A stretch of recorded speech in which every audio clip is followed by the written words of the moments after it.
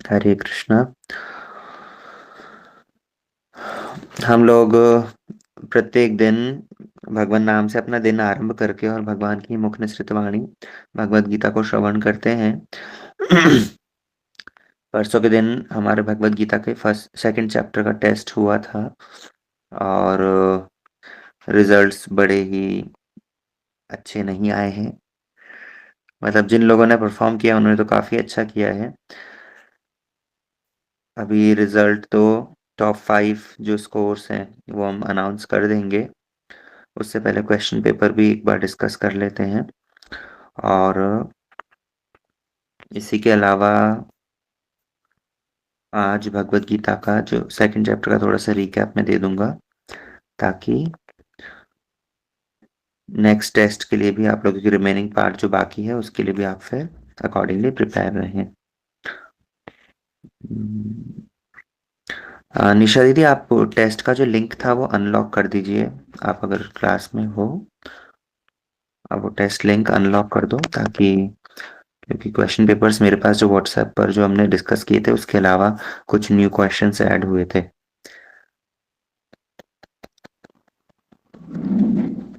निशा दीदी, अगर आप क्लास में हो हैंड रेस करो हमें पता चले।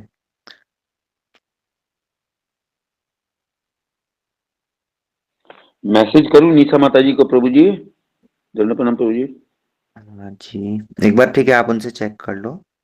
ठीक।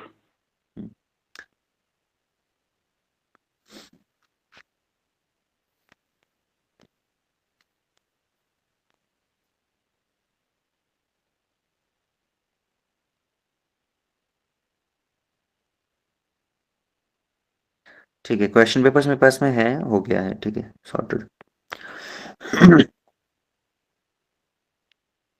तो हम लोग के क्वेश्चंस जो पोस्ट किए थे काफी सिंपल, कुछ क्वेश्चन सिंपल थे, कुछ क्वेश्चंस कुछ ट्रिकी थे। तो काफी लोग उसको अटेम्प्ट करने में भूल किए हैं।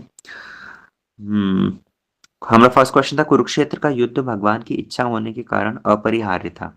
क्या ये सही है या गलत? बिल्कुल, भगवान की इच्छा थी, इस कारण से वो युद्ध अपरिहार्य था, युद्ध होना ही था। भगवान उनको समझना बड़ा मुश्किल है। ये भगवान चाहते क्या है वो ही कार्य होता है। भले ही शांति दूत बन करके गए थे, भले ही कह रहे हैं कि पंच पांडवों को आधा राज्य मिल जाए, लेकिन उद्देश्य है कि युद्ध हो और पूर्ण राज्य उन्हें प्राप्त हो, तो इसलिए युद्ध अपरिहार्य था। दूसरा, परिदेवना शब्द का क्या तात्पर्य है? परिदेवना शब्द ये कब आया था आप लोग यदि स्मरण हो, जिस समय भगवान अर्जुन को कह रहे हैं ना तुम शोचितुम अर्हसि। आत्मज्ञान देना जब आरंभ किया है, भगवान ने कहना आरंभ किया था 2.11 से, तो उसके बाद में भगवान ने आत्मज्ञान दिया और आत्मज्ञान देने के बाद में 4-5 बार भगवान ने न तुम शोचितुम अर्हसि, न तुम शोचितुम अर्हसि, ये सारी बातें नानु शोचंती पंडिता। श्लोक संख्या आप देखेंगे यदि श्लोक संख्या 25 से भगवान ने कहना आरंभ किया था नानु नानु शोचन ना तुम शोचितुम अर्हसि। उसके बाद में पुनः कहा था नैनम शोचितुम अर्हसि 26 में, 27 के अंदर कहा, और फिर 28 के अंदर ये शब्द आया है तत्र का परिदेवना। तो ये परिदेवना शब्द का भी तात्पर्य यही था, शोक से ही था, क्योंकि भगवान 5 बार इसके अंदर कहे हैं कि तुम चिंता मत करो, चिंता मत करो। 30वें श्लोक तक यदि आप देखेंगे तो उसके अंदर भगवान ने ये बात कही है 5 बार। श्लोक संख्या 25 से आरंभ करके 25, 26, 27, 28 और उसके बाद 30। तो परिदेवना शब्द उसका तात्पर्य शोक होता है। भगवान ने उस कॉन्टेक्स्ट को बार बार समझाया था, अर्जुन को कहा था, क्योंकि सोल इंडेस्ट्रक्टिव है, वो कभी भी मरती नहीं है। सोल के दो तरीके, दो बात बतलाई भगवान ने सोल के विषय में, आत्मा के विषय में दो बातें बतलाई थी कि एक तो ये आत्मा ये मरती नहीं, और दूसरी ये नित्य है, इटर्नल है, एक तो ये बात बतलाई, और दूसरी इसके ऊपर किसी भी शस्त्र का प्रहार नहीं होता है ना। तो ये इन दो कॉन्टेक्स्ट को लेकर के ही भगवान ने काफी चर्चा करी थी, इसलिए अर्जुन तुम शोक मत करो। तीसरा प्रश्न है, भगवान किसके हृदय में समझा देते हैं? एक्चुअली इस प्रश्न का कॉन्टेक्स्ट ये है कि जो व्यक्ति शरणागत होता है उसके हृदय में भगवान सारे शास्त्र ज्ञान को स्फुरित करवा देते हैं। क्वेश्चन फ्रेजिंग थोड़ा सा अनकॉमन हो सकता है, लेकिन काफी स्पष्ट है। तो ऑप्शंस देख करके ये बात समझ में आ रही है। ऑप्शन सी, जो शरणागत होते हैं उन्हीं के हृदय में भगवान सारे शास्त्रों को समझा देते हैं। चौथा प्रश्न था, जल का मुख्य गुण क्या है। हमने जिस समय पर आत्मा के तत्व को चर्चा करी थी, तो जहां पर भगवान कह रहे हैं कि आत्मा को डुबोया नहीं जा सकता, नैनम छिन्दन्ति शस्त्राणि नैनम दहति पावक, न चैनम क्लेदेन तापो न शोष्यति मारुत, श्लोक संख्या 23। तो उसके डिस्क्रिप्शन के अंदर हमने सुना था कि कैसे हर एक तत्व का, शरीर जो पंच तत्व से बना है, तो हर एक तत्व का कुछ ना कुछ विशेष गुण है। और उसके अंदर जल का गुण क्या है, हमने बताया था, जल का गुण है रस। जल को पीने से जैसे पिपाशा शांत होती है ना, रस प्राप्त होता है, तो जल का गुण है ये रस। पांचवा प्रश्न किया है, अर्जुन की करुणा किसके प्रति है। अर्जुन को जो करुणा हृदय में जागृत हुई थी, हमने फर्स्ट अध्याय के अंदर श्रवण किया था कि अर्जुन बार बार उनके मन में यही चिंता हो रही है कि मैं भीष्म पितामह को, द्रोणाचार्य को कैसे मारूं कैसे मारूं। तो वास्तव में अर्जुन की जो ये करुणा है, ये उनके शरीर के प्रति है। इसीलिए ऑप्शन सी, शरीर के प्रति, ये इसका करेक्ट आंसर था। महाबाहो शब्द का क्या अर्थ है। महाबाहो का शब्द अर्थ होता है शूरवीर, स्पष्ट है। बुद्धिमान, तपस्वी, शूरवीर, भक्त, तो शूरवीर इज द करेक्ट आंसर। अव्यक्तोयम, अव्यक्तोयम शब्द का क्या अर्थ है। जिस समय पर भगवान ने आत्म तत्व को बतलाना आरंभ किया है, तब श्लोक संख्या 25 के अंदर ये बात कही, अव्यक्तोयम अचिंत्योयम अविकार्योयम उच्यते। ये तीन इसके अंदर बतलाए थे भगवान ने फर्स्ट लाइन के अंदर, श्लोक संख्या 25 के अंदर, ए और बी पार्ट में। अव्यक्त है, अचिंत्य है और अविकार्य है, ये तीन विशेषण बतलाए थे। तो अव्यक्त का मतलब होता है अदृश्य, उसको व्यक्त नहीं कर सकते हम, उसको देख नहीं, मतलब जड़ सेंसेस के द्वारा जिसको देखा नहीं जा सकता, क्योंकि हम व्यक्त वर्णन उसी बात का करते हैं जो हमने देखा हो। आत्मा को क्योंकि देखा नहीं जड़ चक्षुओं से, तो इसलिए उसको व्यक्त करना भी मुश्किल। हरे कृष्णा प्रभु जी, धन्यवाद जी। प्रणाम। हाँ जी। प्रभु जी, आपने भी बुला रहे थे क्लास में भी। वो मुझे एक्चुअली लिंक, क्योंकि मेरे पास में वो पीडीएफ था ना, वो नहीं था, इस कारण से अब वो क्वेश्चंस के लिए ही क्वेश्चन की लिस्ट चाहिए थे ना, हो गया, सॉर्टेड हो गया। ठीक है जी। Thank you। हरे कृष्ण प्रभु जी, धन्यवाद। क्वेश्चन नंबर 8 है, यमदूतों द्वारा प्रयोग किया जाने वाला फंदा जड़ है, सत्य या असत्य। हमने अजामिल का प्रसंग बतलाया था, जहां पर अजामिल जो यमदूतों के द्वारा प्रयोग किया हुआ जो फंदा होता है, वो तो जड़ ही होता है। और वो जड़ फंद, वो कभी भी आत्मा को स्पर्श नहीं कर सकता। तो आत्मा, क्योंकि उसकी आसक्ति होती है सूक्ष्म शरीर से, इस कारण से सूक्ष्म शरीर के ऊपर वो जड़ फंदा काम करता है। और वो भगवान सूक्ष्म शरीर, यमदूत जिस समय पर सूक्ष्म शरीर को खींचते हैं, तो उसी के साथ ही आत्मा खींची चली आती है आसक्ति के कारण। लेकिन जो यमदंड यूज किया जाता है, वो यमदंड जड़ ही होता है। इसलिए इसका यमदूतों द्वारा प्रयोग किया गया जाने वाला फंदा जड़ था, सत्य या असत्य, सत्य बात है। उसके बाद में सूक्ष्म शरीर में आत्मा की आसक्ति होती है, इसका वही रिलेटेड क्वेश्चन है, पुराने क्वेश्चन में आंसर दे दिया गया है। 10th क्वेश्चन, आत्मा अचल है, इसका सत्य या असत्य, बिल्कुल सत्य बात है। 11वां क्वेश्चन, अच्छेद्यो अयम किसका स्वरूप बताता है। शरीर का, मन का, आत्मा का, इंद्रियों का। ऑब्वियसली आत्मा का, श्लोक संख्या 25 अभी हम चर्चा कर चुके हैं।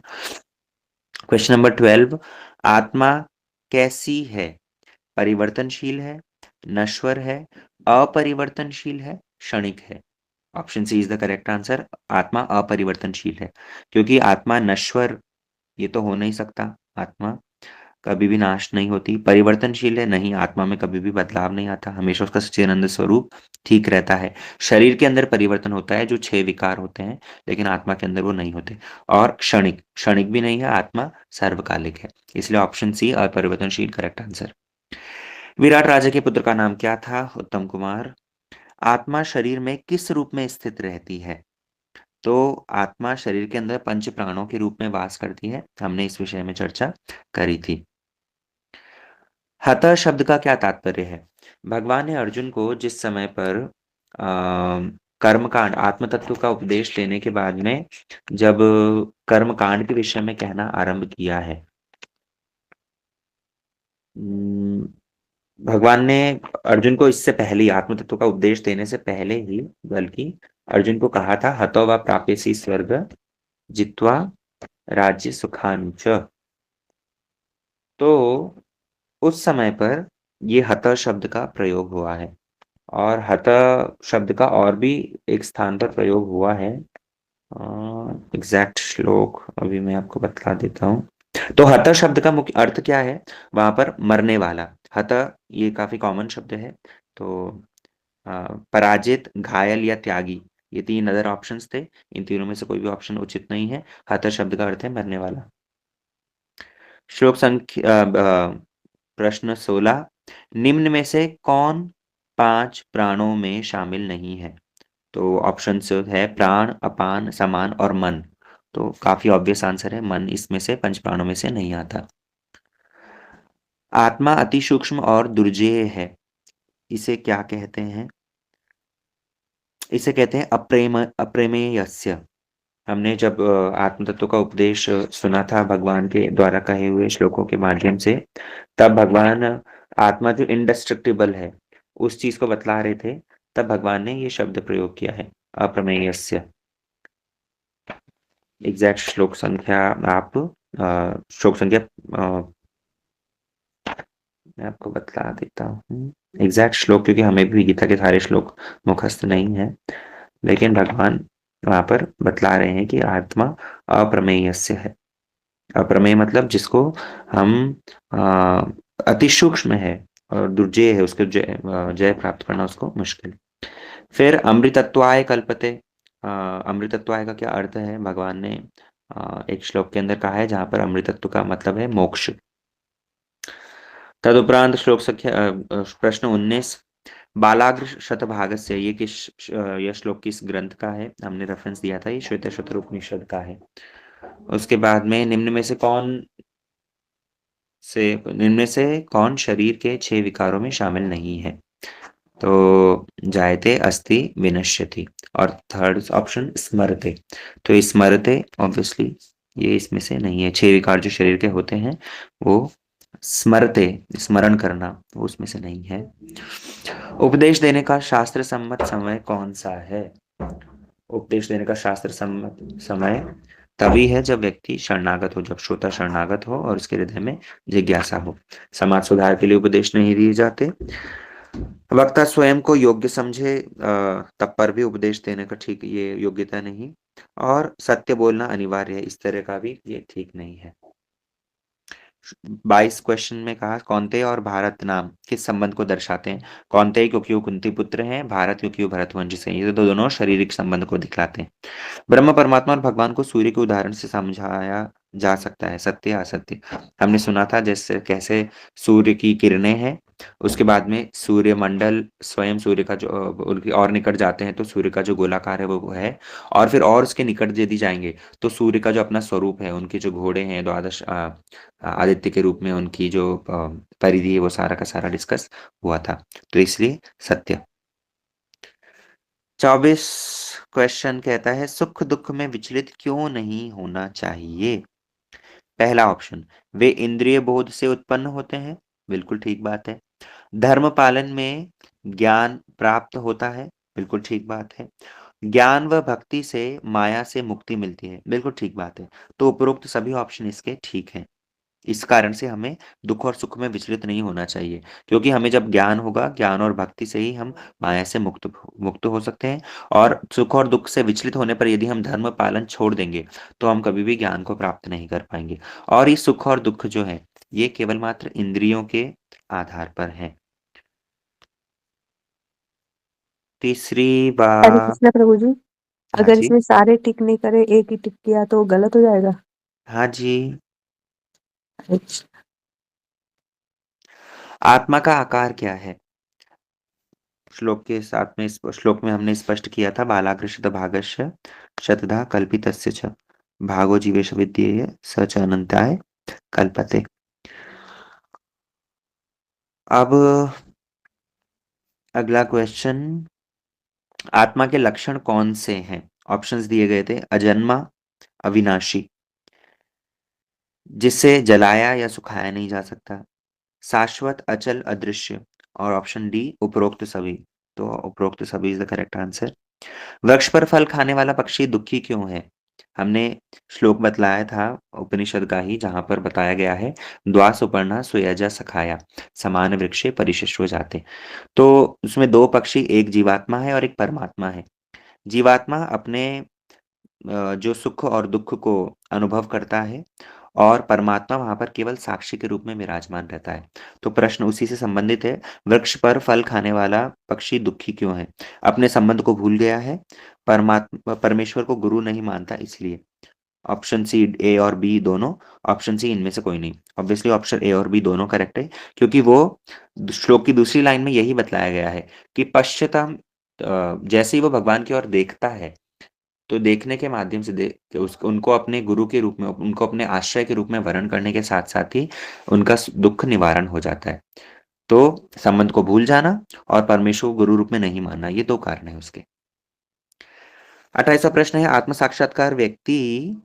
साक्षात्कार प्राप्त व्यक्ति शरीर परिवर्तन से मोहित क्यों नहीं होता?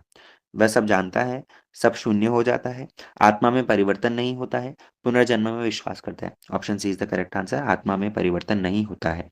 वो आत्म साक्षात्कार जिसने कर लिया है, वो व्यक्ति इस तत्व को जानता है कि शरीर का परिवर्तन हो रहा है, शरीर बूढ़ा होने के बाद में छूट भी जाएगा, तब पर भी एक नया शरीर प्राप्त होगा, लेकिन आत्मा, उसमें तो परिवर्तन नहीं है। इस तत्व को जानने के कारण वह मोहित नहीं होता।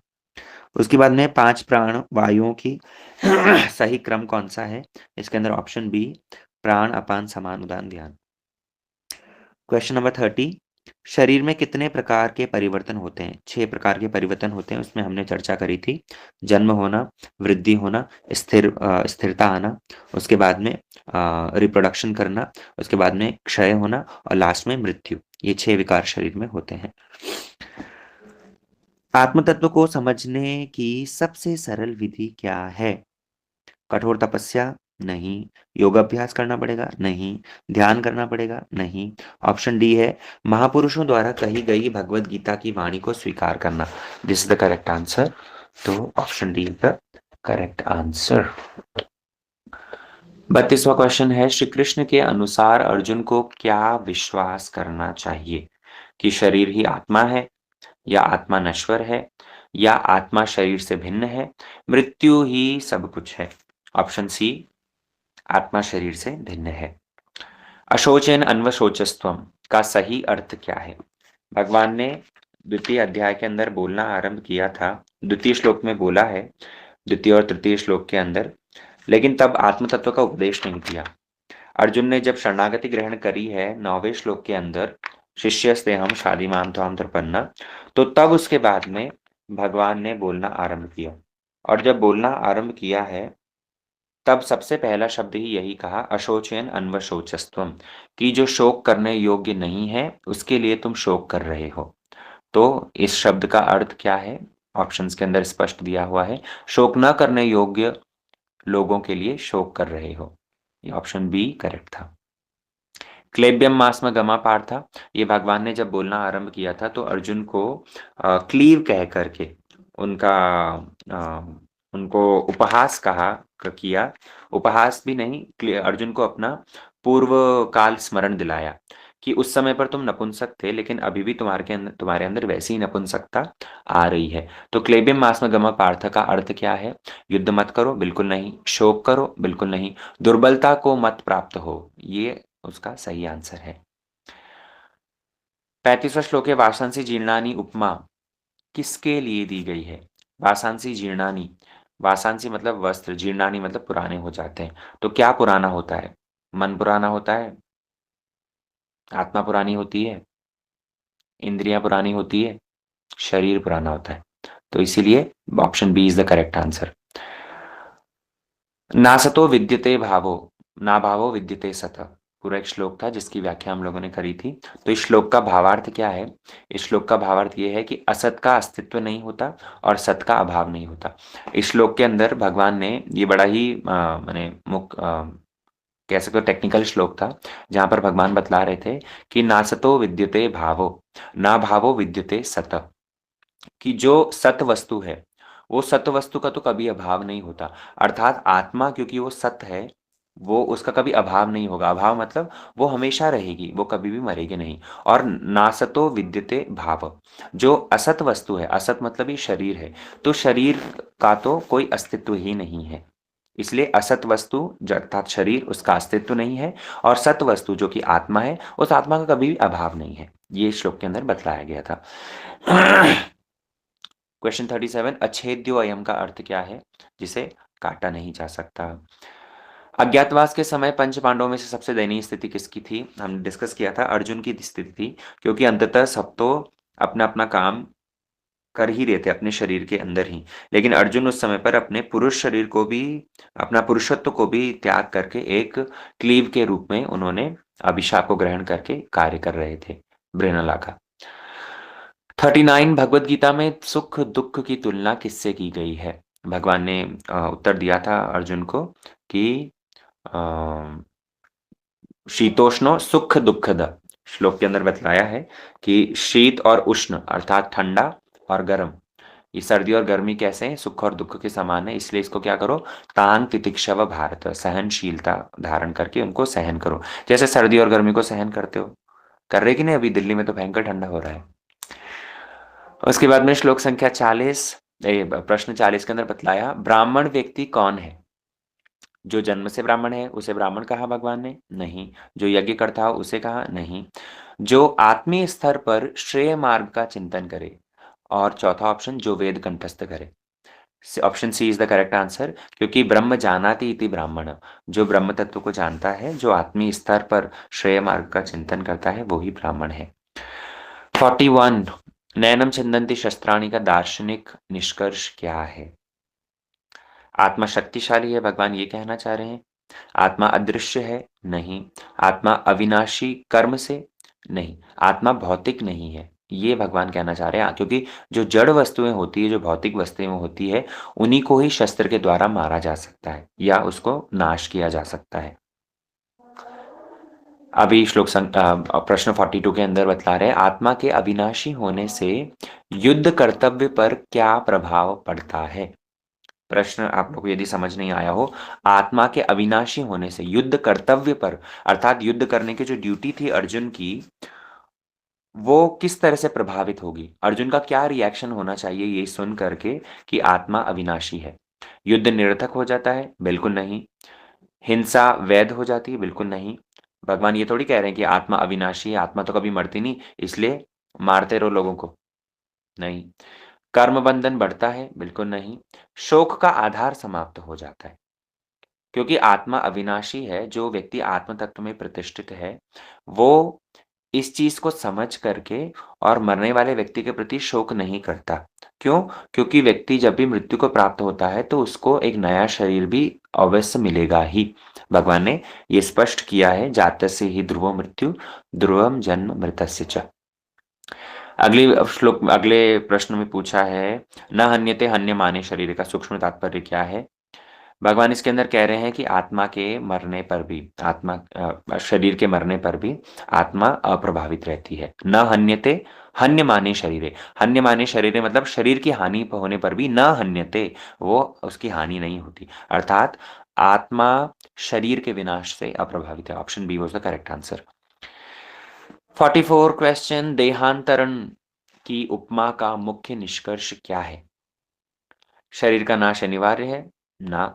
आत्मा का गमन अनिवार्य है, अनियमित है? ना। जन्म कर्म पर निर्भर है? ना। आत्मा परिवर्तन से अछूती रहती है। Is the correct answer. Shri Krishna का प्रहसन्न एवं भाव क्या सूचित करता है? ये प्रसन्न एवं शब्द आया था जिस समय पर भगवान ने अर्जुन को उपदेश देना आरंभ किया है शरणागति के बाद में, क्योंकि प्रसन्नमेव ये इसका हमने डिटेल में डिस्कस किया था, जहां पर भगवान अर्जुन की शरणागति के बाद में, क्योंकि अर्जुन तो रो रहा है और रोने के बाद में अर्जुन के उस मूड को लाइट करने के लिए भगवान एज इफ हंसते हुए कहने लगे, है ना? क्योंकि भगवान इस यहाँ पर जो एकदम से सिचुएशन चेंज हुई थी, उसको देख करके भगवान ने काइंड ऑफ हंसे हैं। प्रसन्न इव, इव का शब्द हमने बताया था कि इव मतलब एज इफ हंस रहे हैं। एक्चुअल में हंसे नहीं भगवान, क्योंकि अर्जुन अब तक तो सखा था, अब शिष्य हो गया है। अब तक भगवान उसके सारथी थे, अब भगवान उसके गुरु हो गए हैं, उपदेशक हो गए हैं। अब तक ये कुरुक्षेत्र की भूमि एक युद्ध स्थली थी, लेकिन अब भगवान के लिए ये क्लासरूम हो गया है ना? तो भगवान ये जो सिचुएशन का एकदम से सडन चेंज हुआ था, इस चेंज को देख करके प्रसन्न इव, वो काइंड ऑफ हंसे थे, मतलब मुस्कुराए थे। तो यहाँ पर इस शब्द का इस से अर्थ लेना, कृष्ण का प्रसन्न एवं भाव क्या सूचित करता है? उनकी करुणा उपदेश का प्रारंभ सूचित करता है। अर्जुन की निंदा नहीं कर रहे वो, अर्जुन के प्रति कटाक्ष भी नहीं कर रहे और अर्जुन की उपेक्षा भी नहीं कर रहे। यद्यपि ये सारी चीजें लगती है कि कृष्ण काइंड ऑफ हंस करके अर्जुन की उपेक्षा कर रहे हैं या कटाक्ष कर रहे हैं, लेकिन उनका आंतरिक भाव क्या है? उनका आंतरिक भाव यही है कि अब मैं करुणापूर्ण तुम्हें उपदेश प्रदान करूंगा। 46 क्वेश्चन, अर्जुन का धर्म सम्मूढ़ चेता होना किस मानसिक स्थिति को दर्शाता है? धर्म पृच्छामि त्वाम धर्म सम्मूढ़ चेता, क्योंकि इससे पहले अर्जुन लूज लूज सिचुएशन पर पड़ गए थे। हमने क्लासेस के अंदर डिटेल में डिस्कस किया था, आप लोग को यदि स्मरण हो। अर्जुन के पास में 3 ऑप्शन थे। युद्ध करो, अपने शत्रुओं को मार दो। युद्ध मत करो, लेकिन युद्ध शत्रु है वो तो इनको मार देंगे, और इनको मारेंगे तो मारेंगे ही, इनके परिवार के लोगों को भी मार देंगे। और या फिर युद्ध मत करो और गरीबी में रहो, कायरतापूर्वक वहां से, कायरतापूर्वक नहीं, करुणापूर्वक, मतलब वहां से चले जाओ, लेकिन लोग यही सोचेंगे कि कायर है, और उसके बाद में फिर गरीबी में रहो और भय से भी रहो, क्योंकि दुर्योधन इत्यादि कौरव तो शांत होने वाले नहीं थे। तो इन तीनों सिचुएशन के अंदर अर्जुन को कोई लाभ नहीं दिख रहा था, लूज लूज सिचुएशन। क्योंकि युद्ध करके अगर मारते हैं तब तो अपने ही भीष्म पितामह द्रोणाचार्य को मारना पड़ेगा, भाइयों को मारना पड़ेगा, और युद्ध नहीं करते हैं तो स्वयं मर जाएंगे। चलो खुद के मरने की चिंता नहीं भी हो, लेकिन उनकी सेना से जितने सारे उनके भाई और जितने सारे योद्धा हैं जो उसके ऊपर भरोसा करके उसके लिए लड़ने आए हैं, तो उन सबको मरना पड़ेगा अर्जुन के कारण। तो वो भी एक लूज लूज सिचुएशन। और तीसरी सिचुएशन, अगर वो युद्ध छोड़ करके भाग जाते हैं और गरीबी में जीवन यापन करते हैं, तब पर भी उनको लिए लूज लूज सिचुएशन ही है। तो अर्जुन इसलिए अब डिसाइड ही नहीं कर पा रहे थे, इसलिए उन्होंने कहा धर्म सम्मूढ़ चेता। तो ये वो क्या दिखाता है? अर्जुन के अज्ञान को दिखाता है? नहीं। अर्जुन के भय को दिखाता है? नहीं। अर्जुन के शास्त्र विरोध आचरण को दिखलाता है? नहीं। अर्जुन के कर्तव्य और भावना के संघर्ष को दिखलाता है। अर्जुन डिसाइड नहीं कर पा रहा है कि मैं क्या करूं, क्षत्रिय होने के कारण मेरा जो कर्तव्य है उसको पालन करूं, या मन में जो भावना आ रही है भीष्म पितामह और द्रोणाचार्य के प्रति करुणा आ रही है उसका पालन करूं। तो ये उसमें संघर्ष जो चल रहा है उसको दिखलाता है। 47, आत्मा के लिए अज शब्द का प्रयोग करने का मुख्य तात्पर्य क्या है? कि आत्मा कारण रहित है। अज मतलब जो अजन्मा हो, है ना? अजन्मा व्यक्ति जन्म कब लेता है? व्यक्ति शरीर जन्म लेता है माता और पिता के मिलन से। तो माता और पिता उसका कारण है ना, इसलिए आत्मा के साथ तो ऐसा कुछ नहीं है, इसलिए आत्मा कारण रहित है। Option she was the correct answer. श्लोक संख्या 218 में अनाशिना शब्द किसके संबंधित आया है? भगवान ने 2.11 से कहना आरंभ कर ही दिया था, तो उसके बाद में सारा का सारा आत्म तत्व ही है। तो श्लोक 18, ये तो अगर किसी को श्लोक संख्या नहीं पता हो या श्लोक याद भी नहीं हो, तब पर भी किसके लिए आया है स्पष्ट कह सकता है, आत्मा के लिए ही आया है।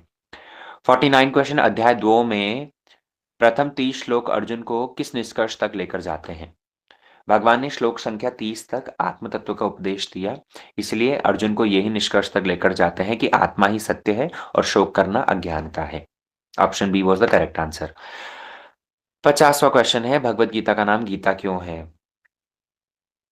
स्पष्ट है, यह भगवान द्वारा गाया गया गीत है। ठीक है, तो इस तरह से हमारे ये 50 क्वेश्चंस थे। कुछ क्वेश्चंस जरा ट्रिकी, कुछ क्वेश्चंस बहुत ही इजी। तो काफी लोगों ने अच्छा परफॉर्म किया है।